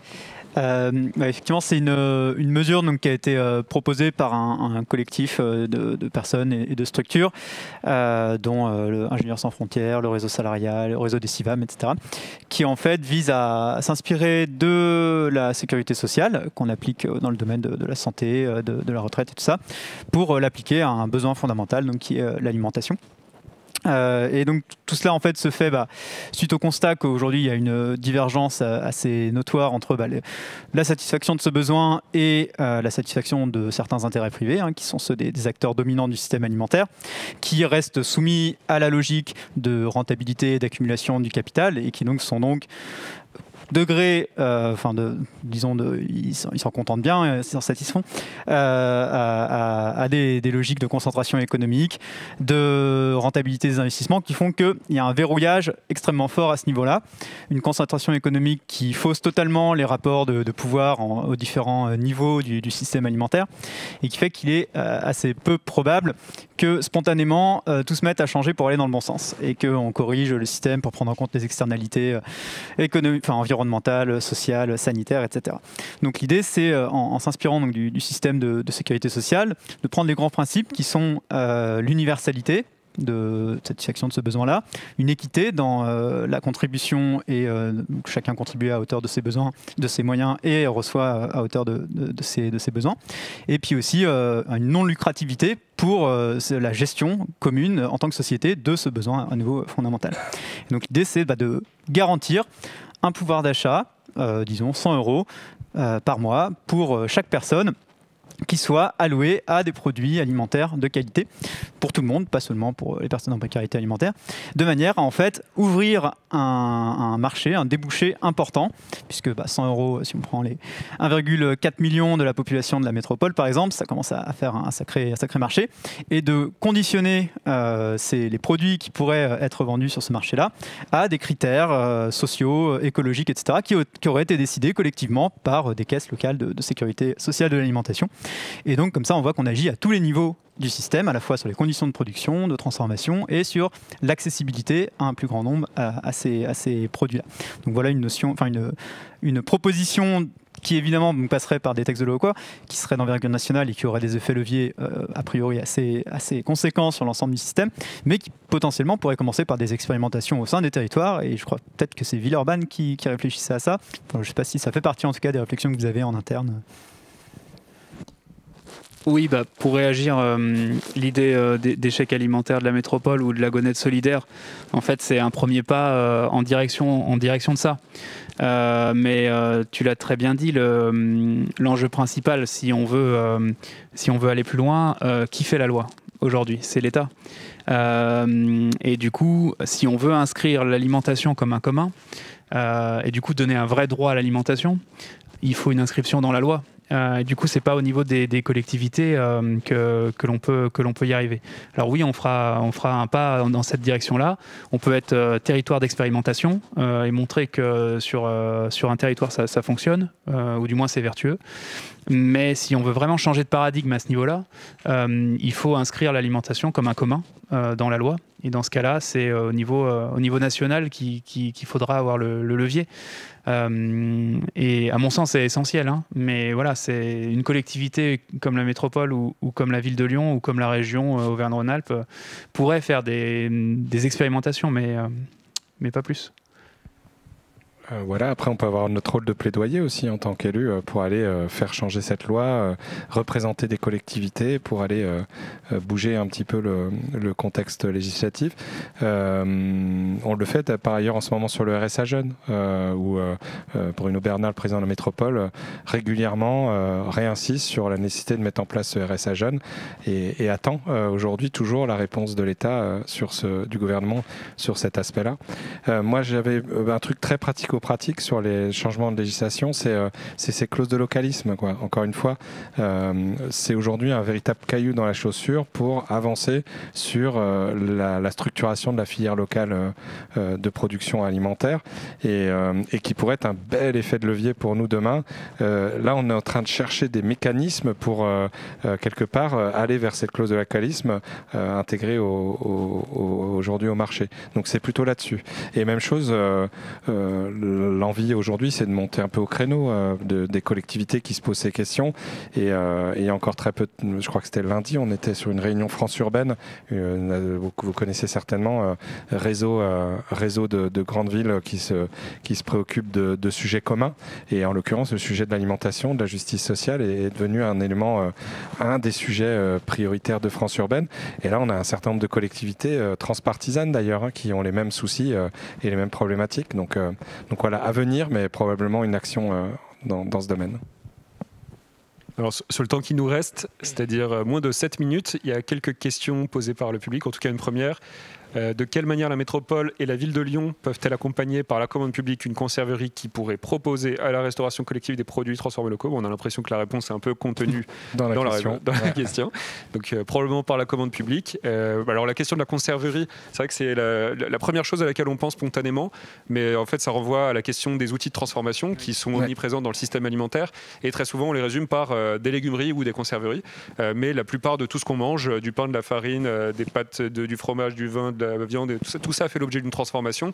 Et en fait, la logique de concentration que Félix a brièvement décrit tout à l'heure affecte toutes les filières. C'est-à-dire que le nombre de moulins fond complètement, le nombre de laiteries fond, le nombre de fromageries fond. Et à chaque fois, les zones, disons, d'influence, de chalandise des usines de transformation s'étendent progressivement jusqu'à des échelles transnationales. Et donc, en effet, il y a une question fondamentale sur les outils de transformation. Est-ce que vous réfléchissez déjà à cette question à l'échelle métro ou ville? 30 secondes là-dessus. D'abord, oui, et d'ailleurs, on ne l'a pas dit, mais quand on parle du coup 50% local, en fait, ça ne veut rien dire. Il faut le voir filière par filière, et il faut le voir au travers des systèmes de transformation. Si on parle du fromage, le lait a beau être produit ici, s'il est transformé à l'autre bout de France, est-ce que ça reste un produit local? Voilà. Donc ça, c'est une première chose. Et du coup, ce travail-là de localité, il faut vraiment l'avoir filière par filière et produit par produit. Et sur la transformation, nous, il s'avère qu'on a une cuisine centrale qui appartient à la ville de Lyon. Le système éducatif est fait de manière à ce qu'il soit complètement décorrélé du système de production naturelle, c'est-à-dire qu'en fait les écoles ferment le moment où il y a plus de production de fruits et de légumes, voilà. Et donc on réfléchit à savoir si cette cuisine centrale, en fait, qui est équipée pour avoir des légumeries et des outils de transformation, du coup, de fait, on pourrait l'utiliser pour continuer pendant cette période faste de production agricole, pour transformer, et qui pourrait du coup servir peut-être plus tard dans l'année, notamment en mars, avril, mai, quand il y a moins de production, pour aller chercher ce côté aussi local. Voilà, pour moi. Non, mais du coup, voilà, c'était se dire que c'est pas que par la commande publique que la collectivité peut intervenir sur la filière transformation. Déjà partons des besoins. Effectivement, il n'y a pas que la conserverie ou la légumerie. Basiquement, aujourd'hui, la casserie, par exemple, des casseries d'œufs, les résidus, amener les œufs pour les faire casser, les mettre dans des contenants pour les ramener ensuite, les œufs déjà pré-battus. Donc, il y a peut-être un enjeu aussi sur d'autres filières, quoi. Et puis, encore une fois, les autres moyens d'action, c'est quel est l'équipement déjà existant qui peut être mobilisé pour ça. Super pour la cuisine centrale et en l'occurrence sur les enjeux de transformation été qui sont importants pour les écouler le reste de l'année. Et puis l'autre enjeu, c'est la place de la collectivité dans ces unités de transformation. Est-ce que demain, ces unités de transformation, elles doivent être privées, coopératives, collectives, dans lesquelles la métropole est partie prenante financièrement également. Donc, il peut y avoir aussi des enjeux d'investissement de la métropole métropole et de communes sur des enjeux, des outils de transformation. Tout ça, pareil, pour gagner en résilience, pour garder en contrôle, en maîtrise de ces outils-là. Mais je crois qu'il ne reste plus beaucoup de temps et il y a d'autres questions. Sur Angoulême, on a réussi à plaider en faveur d'une filière blé-farine-pain. Et il y a une délibération récente de l'agglomération en faveur de cette filière. Donc ce serait aussi une piste d'action. Tout simplement construire un moulin, avoir un réseau de boulangeries partenaires et vendre des baguettes, du pain qui soit fait avec du blé de la région. C'est un produit emblématique qui contient son bon nombre de calories et qui participe vraiment en fait, à la sécurité alimentaire Alors on pensait au temps du grenier d'abondance. C'est un sujet récurrent avec Gauthier. En avant-première, nous souhaiterions un jour proposer le Métropolipain. Super. Information exclusive à l'école de l'Anthropocène. Deuxième question, que pensez-vous de l'utilisation de la gonette pour favoriser... Donc la gonette, c'est cette monnaie qui existe déjà à Lyon pour favoriser des commerces locaux. Gauthier, tu en as parlé un peu tout à l'heure. Oui, voilà, le but, c'est de pouvoir avoir même potentiellement dès cette année un territoire d'expérimentation où on délivrerait de la gonette solidaire pour voir justement relocaliser à la fois en termes d'accessibilité alimentaire et puis favoriser aussi les producteurs ou des zones comme VRAC ou des épiceries sociales et solidaires. Donc s'appuyer là-dessus. Quelque chose qu'on a peu dit, c'est aussi que l'alimentation, il faut que ça reste un plaisir. Ça, on l'a peu dit en fait pendant 1h30. Donc je le dis. C'est aussi un lieu d'échange et de lien social fondamental en fait. Et c'est ton haut de pyramide de Maslow finalement. Manger ensemble, c'est ce qui fait société. Et c'était une autre époque, on a l'impression. Ouais, mais ça nous manque beaucoup et la fermeture des restaurants impacte beaucoup de choses aussi à ce niveau-là. Et je pense qu'il faut, c'est aussi le rôle de la collectivité de le remettre vraiment au cœur du jeu. Il nous reste 1 minute, c'est probablement la dernière question. Quel est le rôle des collectivités pour la mise en commun des connaissances agricoles, des initiatives non professionnelles, surtout en ville? Jardin partagé, jardin individuel et de rue. Donc on a abordé cette question un peu... Oui, et puis on intervient déjà en un dispositif d'accompagnement des jardins partagés où à la fois on essaye d'identifier des fonciers disponibles, qu'ils soient communaux ou métropolitains, et puis après un accompagnement en termes d'ingénierie et par Page Jardin, un des partenaires de la métropole depuis longtemps, qui accompagne les porteurs de projets de jardins partagés. Donc il suffit d'aller sur la plateforme Tout de Go, à la métropole, et d'aller je veux créer un jardin partagé, et tout est déjà bien un dispositif qui marche depuis des années en fait. Ouais, et puis du coup rapidement on a les jardins familiaux également sur la ville de Lyon. C'est un outil de lien social également et là-dessus on est en train de voir si on peut pas mettre en place une vraie maison de l'agriculture urbaine pour accompagner tous ces procédés et tous ces jardins. Merci beaucoup. Donc, on est avec Gauthier Chapuis, conseiller à la ville de Lyon sur les questions d'agriculture et alimentation, son homologue Jérémy Camus à la métropole de Lyon, Félix Lallemand qui a cofondé les Greniers d'Abondance avec moi-même, qui travaille au laboratoire d'études rurales avec Félix. Et si vous voulez voir d'autres initiatives, vous pouvez aussi aller voir le site des Greniers d'Abondance, résiliencealimentaire.org. Merci beaucoup. Merci. Merci beaucoup.